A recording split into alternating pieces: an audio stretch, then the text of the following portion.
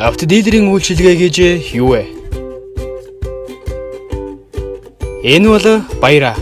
Тэр төрийн байгууллагад ажилладаг гэр бүлтэй өөрийн гэсэн хашаа байшинтай. Харин энэ бол баяраагийн найз Бата. Тэр хувийн орон сууцтай, бяцхан мухлагтай. Бас тэр саяхан шинэ автомашин худалдан авсан. Хөөхөө, миний найз чинь үнэхээр давгүй давжээ. Найз нь автодилерийн трейдинг үйлчилгээгээр хуучин машинаа шинжилсэн. Тийм үү, автодилерийн үйлчилгээ. Энэ нь автомашины зээлийн үйлчилгээ юм аа. Унаж буй машинаа урьдчилгаа төлбөртөө тооцоолон шинэ эсвэл хуучин машин авна гэсэн үг.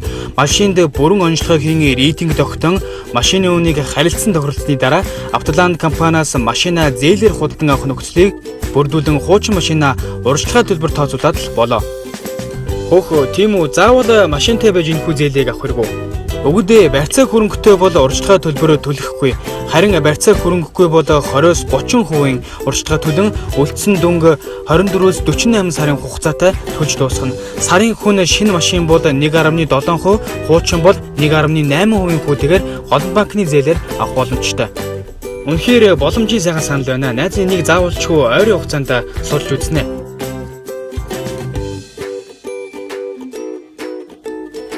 Ингээд баяраа машин тавлаа. Танд ч ихсэн боломж бий.